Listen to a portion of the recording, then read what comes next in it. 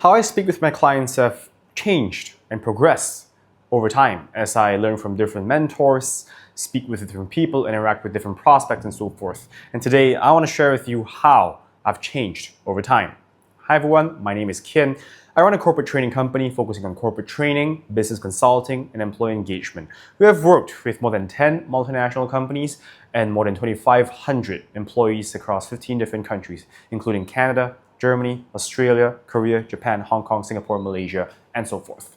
And today I want to share with you how the way I speak with my clients has changed.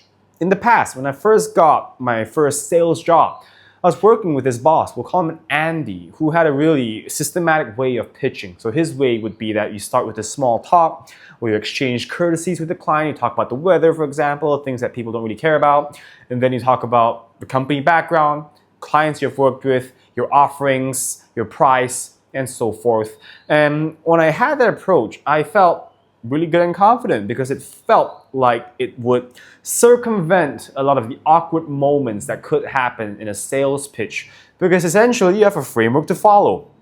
All you have to do is tick the boxes as far as the things that you have to bring up in a sales pitch. It makes things easier, it alleviates a lot of nervousness, especially if you're someone who runs out of ideas when meeting strangers or when meeting people whose interests differ from your own. Now, I then met another boss before I started my business. His name is Leonardo, and his way of doing sales is wildly different from Andy's. His approach would be, it's vibes. It's just vibes. So you want to go into the room and you want to just speak as if you're speaking to a stranger who's about to be your friend. So you don't have to rush into the offering. There is no structure as far as presenting the company's offerings first, the background and so forth. Of course, there is some degree of structure, as you don't want to go into the jargon, especially if you know that the client is not, experienced in the industry that you belong in.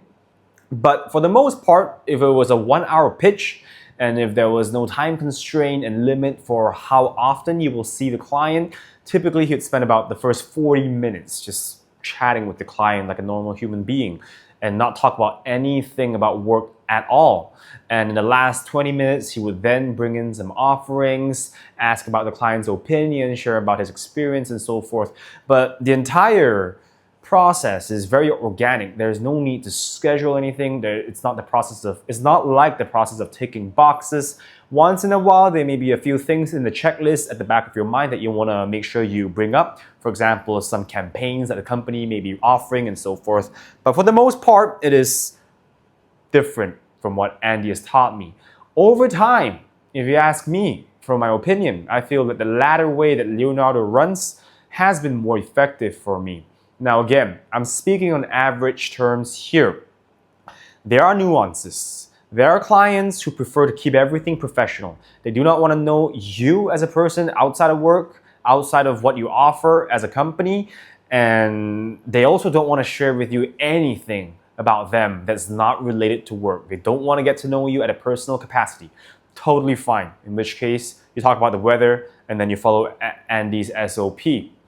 For the most part, however, I felt in both B2C and B2B contexts that I've worked in, including industries like the financial industry, the training industry, the educational industry, the consulting industry. When you're working with people who are employees of large companies, when they meet you, and say you have scheduled a meeting, they sometimes may think that, hey, this meeting where I'm meeting someone outside the company is really a time for me to take a break from everything that I'm doing and the people that I've met in my own company.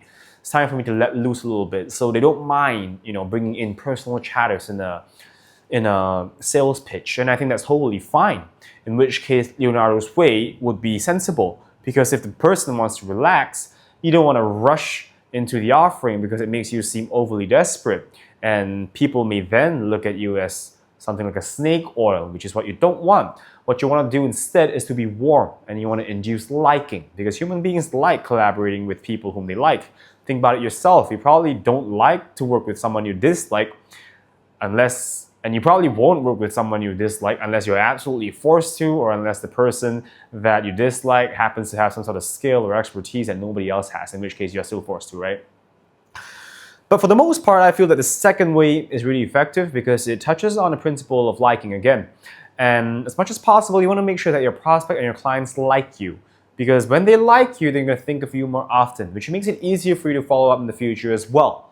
And if they share more things about you, about their personal lives, it also makes it easier for you to follow up. So instead of sending a follow-up email, which is along the lines of something like, hey, I want to follow up on our business pitch that we talked about, or the business offering, you could say something like, hey, I was watching badminton and I was reminded that this is one of your hobbies.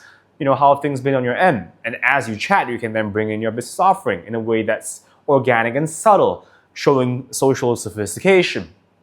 So for the most part, I think that if you are starting out in sales and the only way that you pitch is one of these that I proposed, then I think it's good for you to learn both ways. At least it has been good for me to learn both ways, because at the end of the day, clients have different personality types.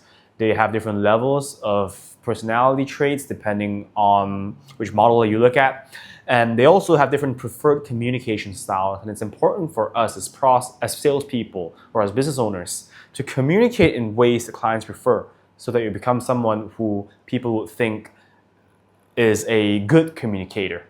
And remember, communicator does not have to be someone who is eloquent, but also someone who is adaptable and who listens to others. I hope you have learned something new in the video. If you have, please like the video. Leave a comment to share your thoughts and ideas. Please subscribe to the channel. It will really help, and I'll see you in the next one.